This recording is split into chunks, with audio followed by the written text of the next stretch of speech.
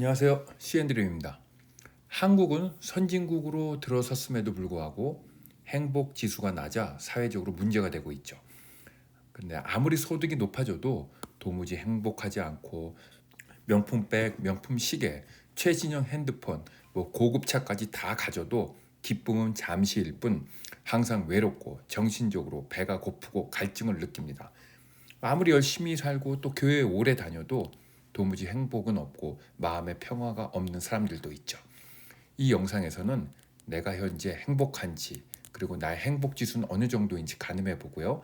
이어서 현재의 수입을 좀 더 늘리고 행복 지수도 함께 올리는 두 마리 토끼를 동시에 잡는 그 비법을 드디어 세상 밖으로 공개합니다. 이 세상 누구도 가르쳐 주지 않는 내용이죠. 행복 지수도 높이고 돈도 더 벌어 명품백, 시계도 사보고요. 비행기 1등석도 타보세요. 그런데요, 여기서 핵심은 그런 명품백 없어도 항상 행복할 수 있는 능력을 함께 알려드립니다. 우리는 일상에서 항상 많은 명언, 강연, 설교를 접하고 있고요. 이 모든 것의 목표는 행복하게 살자인데요. 모두들 느끼겠지만 이런 것들이 효과가 별로 없다는 거예요. 좋은 설교 아무리 들어도요. 교회 문밖 나서면 다 까먹어요. 좋은 강연들 아무리 들어도 도무지 가슴속에 각인이 안 되고 그냥 물 위에 손으로 글씨 쓰듯 그렇게 쓰고 허망하게 사라집니다. 인터넷 유튜브에서 행복 찾기, 행복 지수 높이기라고 치면은요. 정말 많은 자료들 나오는데 실제로 듣고 나면 그때뿐이고 뒤돌아서면 다 까먹어서 도무지 현실에 적용이 안 된다는 게 문제죠. 부자 되는 법이라는 영상이 있어서 제목만 보고 클릭했더니 실제로는 마음의 부자가 되는 법이었어요. 뭔가 기대하고 클릭한 대부분의 사람들이 실망하고 허탈했을 텐데요. 여기에서도 마음의 부자가 되는 법을 말해주지만 결국 구체적인 해법은 없더라고요. 법륜 스님, 황창원 신부의 강연 무지 인기 좋잖아요. 김창옥 강사, 오은영 상담사도 있고요. 그런데 말이죠. 이분들이 하는 말은 더 새로울 게 없어요. 이미 골천번 들은 이야기거든요. 한번 살펴볼까요? 뭐 이런 이야기들 뭐 다 아시잖아요. 근데 이게 들을 때는 그럴듯해도 듣고 나면 뇌에서 금세 잊혀진다는 거예요. 매사에 감사하라는데 아무리 되뇌이고 글씨를 써서 방 안에 수백 장을 붙여 놓아도 말이죠. 마음속 깊은 곳에 감사할 게 없으니 좋은 강연, 설교 다 부질없어요. 긍정적으로 생각하고 행동하라는데 아무리 골천번 기도하고 명상하면 뭐예요? 머릿속은 여전히 부정적이니 소용이 없죠. 며칠을 굶어 배가 엄청 고픈데 배부르다고 되뇌이고 기도한다고 배가 불러져요? 아니죠. 이때는 밥을 먹어 배를 채우면 한 방에 해결이 됩니다. 인생에 교훈되는 좋은 내용들을 물 위에 글씨 쓰듯 마음에 넣는 게 아니라 가슴속에 각인이 되어야 해요. 석공이 바위 위에 글을 새기듯 멀겋게 달궈진 쇠로 소의 등에 낙인을 찍듯이 말이죠. 그런데 애석하게도 이 세상에는요. 이렇게 석공의 글씨, 낙인을 내 가슴속에 새기는 방법에 대해서 말해주는 사람은 없었어요. 그래서 제가 영상을 만들었어요. 15년 전쯤 한때 유명했던 행복 전도사 최윤희 씨가 있었어요. 그는 행복 지수 높이는 방법을 설명했는데요. 집도 오래되면 낡아 보수가 필요하듯이 인생도 중년 나이에 리노베이션을 해야 한다는 내용이었고요. 그래서 인기 매우 높았어요. 근데요. 2010년 최윤희 씨 부부가 동반 자살했어요. 행복 전도사인 그가 행복하긴커녕 불행의 늪에서 빠져나오지 못하고 자살을 했다고요. 이처럼 행복을 얻는 건 쉽지 않은데요. 행복을 전하는 사람들마저도 원론적이고 미사여구만 계속 읊어대니 아무리 훌륭한 강사도 목사도 신부도 스님도 행복하지 못한 사람들이 많은 겁니다. 행복을 얻으려면요. 인생에 대한 근본적인 자각 깨달음이 있어야 해요. 그것이 내 머릿속에 내 심장 깊숙이 각인이 되어 있어야 하는 거죠. 그게 실은 예수님이 말씀하신 깨달음, 부처님의 해탈 그것을 말하는 거겠죠. 그래서 깨달음만 있으면 되는데 안타깝게도 세상에선 그것을 얻는 방법을 말해주는 사람이 없더라고요. 종교를 통해서도 그게 잘 안 되죠. 신과 나 사이에 종교 지도자들이 끼어 있고요. 그들은 자신의 권력을 유지하고 세력을 키우는 데만 급급하기 때문에 교리의 왜곡이 많아서 부처님, 예수님이 전해주는 진실이 나에게 오는 게 제대로 오는 게 쉽지 않거든요. 뭐 종교를 비판하기 시작하면 뭐 한도 끝도 없고 이야기가 3000% 빠짐으로 여기서 중단하고요. 깨달음이 무슨 뜻인지 간단히 예를 들어볼까요? 30m 절벽이 있어요. 그 아래 황금보화가 있다고 가정해 보자고요. 근데 사람들 눈에는 그게 높은 절벽이 아니라 불과 30cm 정도밖에 안 되는 계단 정도로만 보인다는 거예요. 그래서 사람들이 보물을 집으려고 별 생각 없이 가뿐히 뛰어내립니다. 근데 뛰고 나서야 그게 30m 절벽임을 알게 되고 그래서 죽거나 크게 다치죠. 그게 30m 절벽이라고만 딱 알고 있으면요. 기도고 명상이고 다 필요 없어요. 누가 뛰어내리라고 등 떠밀어도 절대 안 뛰어내립니다. 손시려운 사람이 따뜻한 곳에 손을 대어 녹이고 싶어 하잖아요. 근데 펄펄 끓어 벽까지 벌겋게 달아오른 난로에 손시렵다고 갖다 대는 사람 있을까요? 없죠. 하나님, 제가 저 뜨거운 난로에 손을 대지 않게 해주세요라고 기도한 사람 한 명도 없잖아요. 근데 뜨거운 걸 모르니까 자꾸 손대고 싶어 하고, 그래서 강사들, 목사들은 기도 명상하라고 하니까 매일같이 저 난로에 손대지 않게 해주세요라고 기도를 하는데 그게 잘 안 되죠. 그러다 보니까 손을 대기도 하고 다치기도 하고요. 그래서 저게 뜨거운 난로다, 높은 난간이라는 사실만 깨달으면 그 아래 아무리 좋은 게 있어도 절벽에서 뛰지 않을 거고, 손이 아무리 싫어도 그 뜨거운 난로에 손을 안 대는 그런 이치입니다. 이웃을 미워하지 마라, 교만하지 마라고 아무리 강요 설교 들으면 뭐예요? 30cm 난간으로밖에 안 보이니까 매번 뛰어내리는데 말이죠. 쉽고 간단한 사실만 깨달으면 기도고 수양이고 명상이고 필요 없어지는 겁니다. 이제 그 이치는 좀 이해하셨죠? 이왕 이야기가 좀 길어졌으니 한 가지만 더 예를 들어볼게요. 뭐 어느 동호회에 뭐 어느 날 시니어 회원이 한 명 신입으로 들어왔다고 치자고요. 나이가 조금 많으니까 아무래도 외모에서부터 온화하고 인자함이 풍기고요. 마음의 여유가 있고 이해심도 많고 지갑도 잘 열고 남을 잘 챙겨주고 상대에게 애로가 있을 때 진심으로 다가가 도와주고 등등, 뭐 이런 노인이라면 좋은데 솔직히 현실에 이런 사람 찾기 쉽나요? 쉽지 않죠. 최악인 시니어 신입 회원 예를 들어볼까요? 자기만 아는 이기주의에 타인에게 관심 없고 시종 일관 자기 자랑만 들어놓고 게다가 입만 열면 타인 험담에, 그리고 주변의 어려움이나 애로는 관심 없고 지갑은 안 열고 계속 입만 열어대는 사람 말이죠. 이런 사람의 행복 지수는 매우 낮습니다. 어디 가서도 이렇게 막대 먹고 경우 없는 노인네 대접받고 싶으세요? 아니면 존경받고 싶나요? 그렇다면 지금부터 여러분의 행복도를 높이세요. 그 방법까지 여기서 구체적으로 알려드릴게요. 그럼 그 비법을 알려드리기 전에 우선 나의 행복도는 몇 점인지 점검해 보죠. 만약 귀하의 행복도가 높다면 굳이 이 영상 볼 필요 없으니 닫고 나가시면 됩니다. 나의 행복도를 가늠해 보려면 우선 행복지수가 높은 사람과 낮은 사람이 하는 행동을 살펴보면 나의 위치를 스스로 점검하고 확인할 수 있을 거예요. 우선 행복지수는 0부터 10까지가 있어요. 행복도 10이면요, 이건 거의 득도한 수준이에요. 열반에 든 거죠. 예수님, 부처님, 공자님 뭐 이런 분들이 여기에 해당되겠죠. 현실에선 거의 찾기 힘들다고 봐야죠. 같은 이치로 레벨 제로인 사람도 현실에서는 거의 없는데요. 굳이 예를 들어보자면 수많은 사람들을 죽음과 고통의 구덩이로 몰아넣은 뭐 히틀러나 도요토미 히데요시 정도가 아닐까요? 아니면 인생이 완전히 망가진 극도의 정신병을 지닌 연쇄 살인마 정도가 여기에 해당되겠죠. 지수가 7에서 9 정도면 아주 좋은 거고요. 반대로 3, 4 정도면 낮은 거고요.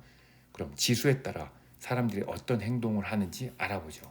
우선 지수가 낮은 사람은 매사에 후회를 많이 하죠. 높으면 매사를 신중하게 결정하고 이미 결정된 것에 대해서는 후회하지 않고 앞만 보고 달려나갑니다.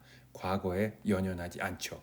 화면의 내용은 지수가 낮은 사람들의 전형적인 모습이죠.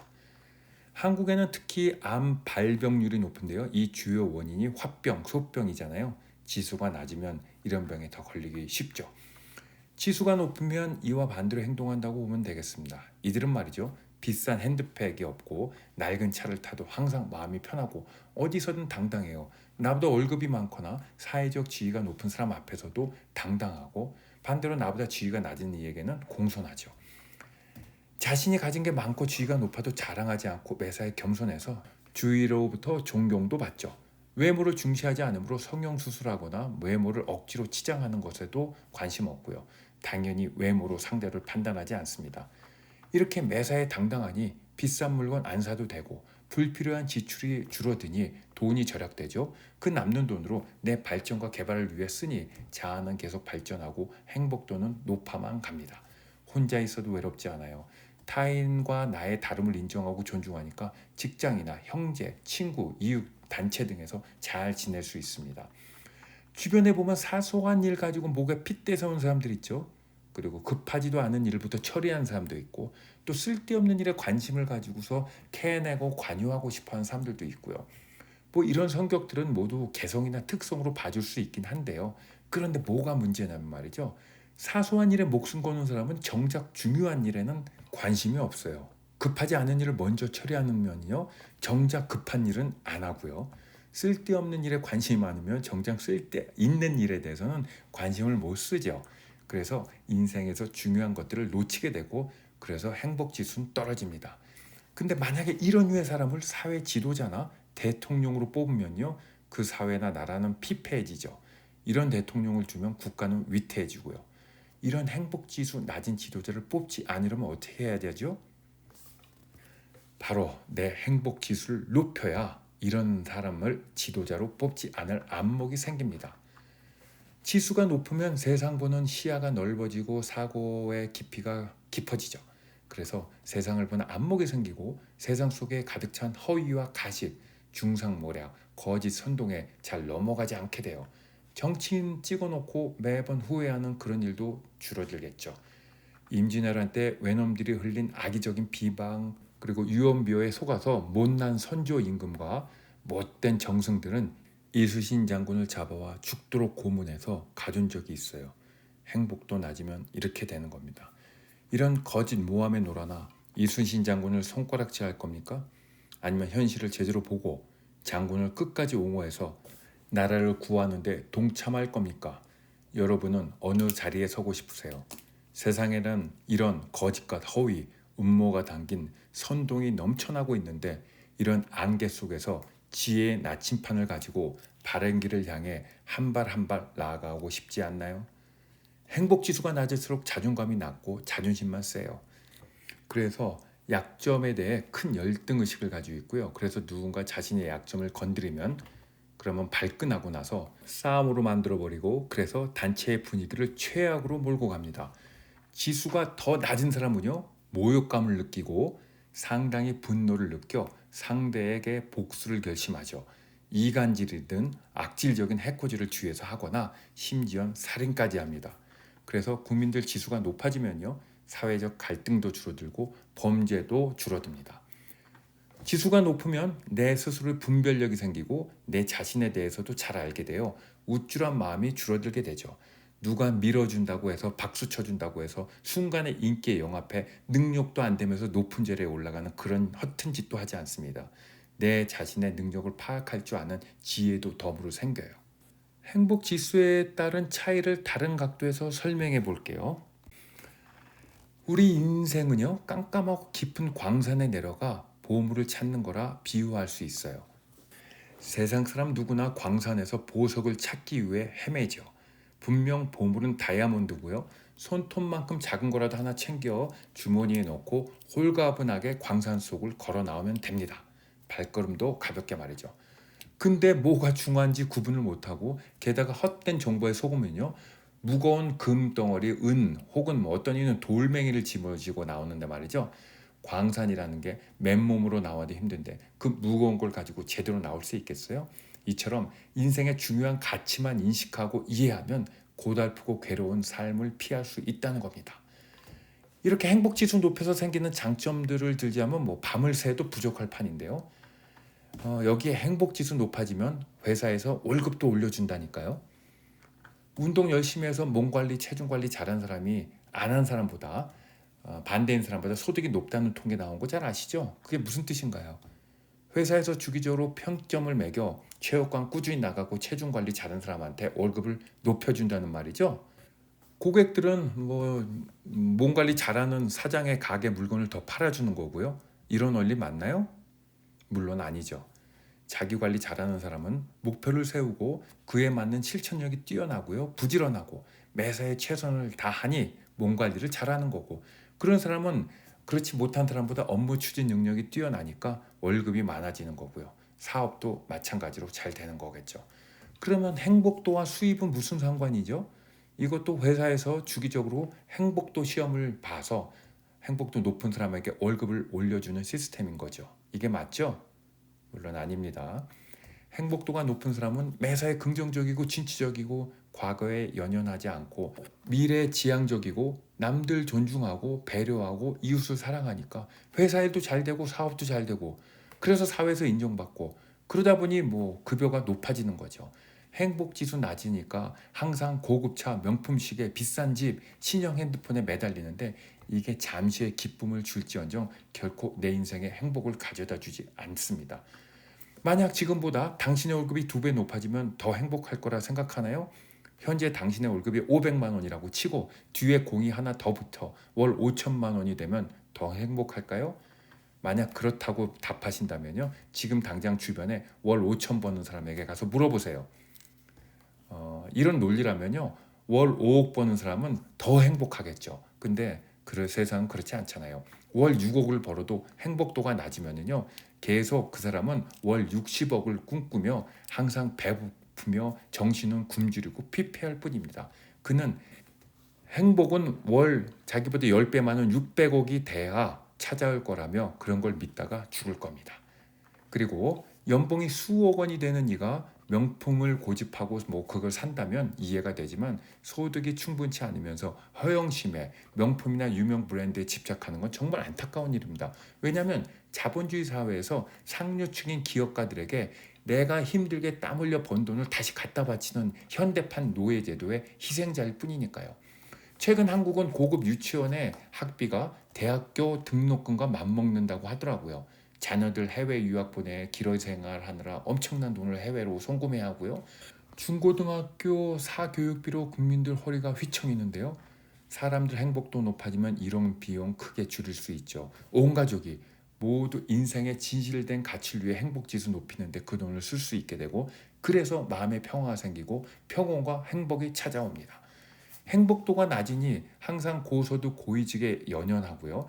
그런 사람 부러워하고 그런 사람 옆에 있으면 쩔쩔매고 내 자식이 그런 직업을 얻으면 기뻐하고 사람들에게 자랑하고 싶어 안달을 내는 거예요. 이런 사람들은 자식의 행복도 이런 거 관심 없어요. 그냥 돈 많은 버는 직업이면 자식 잘 키웠다고 생각할 뿐이죠. 생각해 보세요. 한국은 부모들이 나이 들어서도 자식 때문에 고생하는 경우 종종 볼 수 있습니다. 자식들을 물질 만능주의로 키웠다 보니 성인이 되어서도 책임감, 독립심도 없고요. 노부모의 돈을 악착같이 뜯어내려고 혈안이 되어 있는데 부모 입장에선 하소연할 데도 없어요. 부모가 자식을 이렇게 키웠으니 말이죠. 자, 이제 기본 설명은 다 드렸고요. 이제 행복도도 높이고 연봉도 높이러 떠나볼까요? 그럼 2편에서 그 비법을 드디어 공개합니다.